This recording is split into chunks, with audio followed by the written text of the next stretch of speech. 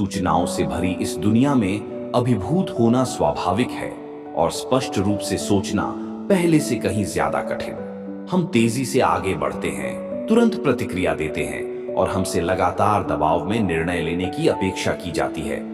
इन सब के बीच दर्शन शास्त्र अप्रासंगिक लग सकता है, अमूर्त, पुराना या केवल तत्व मीमांसा पर बहस करने वाले विद्वानों के लिए आरक्षित। लेकिन यह एक गलतफहमी है।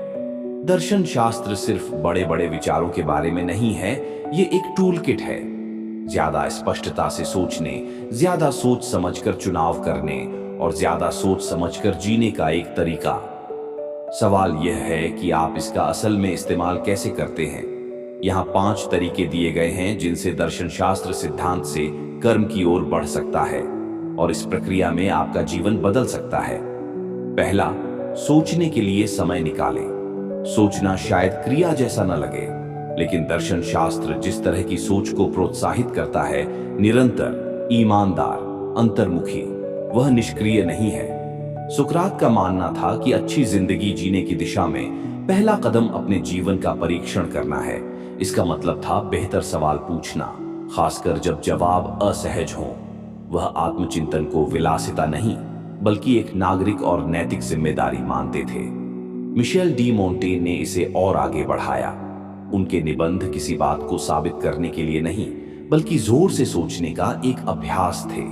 उनके लिए लिखना खुद को बेहतर ढंग से समझने का एक तरीका था, खासकर शोर और विरोधाभासों से भरी दुनिया में। इस तरह का चिंतन अभी भी मायने रखता है। चाहे आप किसी टीम का नेतृत्व कर रहे हों, किसी संकट का प्रबंधन कर रहे हों या बस कोई अच्छा निर्णय लेने की कोशिश कर रहे हों, स्पष्टता सोचने के लिए जगह बनाने से शुरू होती है।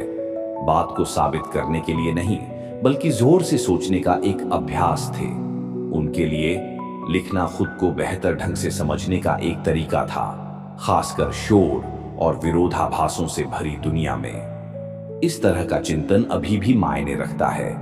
चाहे आप किसी टीम का नेतृत्व कर रहे हों, किसी संकट का प्रबंधन कर रहे हों या बस कोई अच्छा निर्णय लेने की कोशिश कर रहे हों, स्पष्टता सोचने के लिए जगह बनाने से शुरू होती है। दूसरा, अपने मन को स्पष्ट करने के लिए लिखें। अगर चिंतन से दर्शन शास्त्र की शुरुआत होती है तो अक्सर लेखन से ही वह आकार लेता है। जर्नलिंग हमारे पास मौजूद सबसे व्यावहारिक साधनों में से एक है। यह स्पष्टता लाता है, यह पैटर्न उजागर करता है, यह हमें अपने विश्वास और अपने व्यवहार के बीच अंतर समझने में मदद करता है। सेनेका ने अपने मित्रों को लिखी सलाह की तरह लिखे पत्रों का इस्तेमाल नश्वरता, क्रोध और लचीलेपन पर चिंतन करने के लिए किया। सोरेन कीरकेगार्ड ने अपनी नोटबुक में कच्ची खोजी प्रविष्टियां भरी जो किसी और के लिए नहीं थीं। दोनों ने अपने संदेहों को दूर करने के लिए लेखन के माध्यम से स्पष्टता पाई।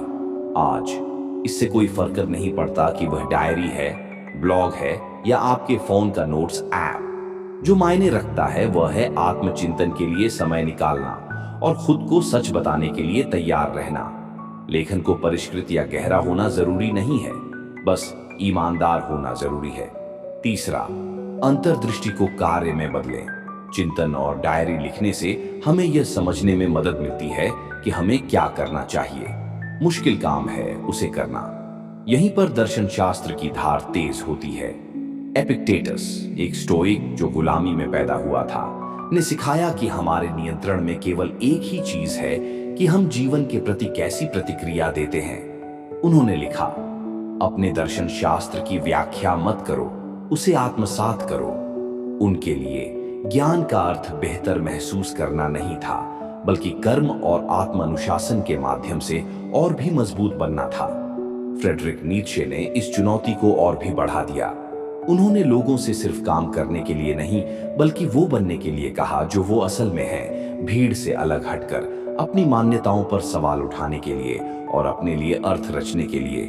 यह एक भयावह आजादी है लेकिन प्रामाणिकता का मार्ग भी है। चाहे आप किसी निजी संकट से गुजर रहे हों, काम पर कोई कठिन नैतिक फैसला ले रहे हों या बस अपने विश्वास के अनुसार जीने की कोशिश कर रहे हों, हर जगह कार्रवाई करने की जरूरत होती है।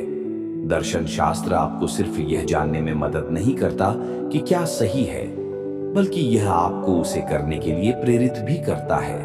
चौथा, ऐसी आदतें बनाएं जो आपके मूल्यों को प्रतिबिंबित करें। एक बार जब हम कुछ कर लेते हैं तो चुनौती आगे बढ़ते रहने की होती है। आखिरकार बदलाव कोई क्षणिक नहीं होता, यह एक पैटर्न है। मार्कस ऑरेलियस ये जानते थे। उनके ध्यान कोई परिष्कृत दर्शन नहीं थे, बल्कि रोजाना याद दिलाने वाले थे।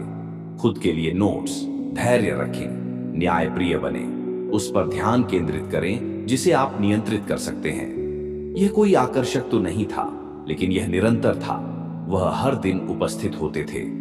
आधुनिक दार्शनिक अलास्डेयर मैकिंटायर ने तर्क दिया कि सद्गुण आदर्शों की सूची नहीं, बल्कि एक अभ्यास है। हम ईमानदार या साहसी ईमानदारी या साहस के बारे में सोचकर नहीं, बल्कि समय के साथ वास्तविक जीवन में उस तरह व्यवहार करके बनते हैं। इस प्रकार दर्शन चरित्र बन जाता है, पुनरावृत्ति, दिनचर्या और लय के माध्यम से।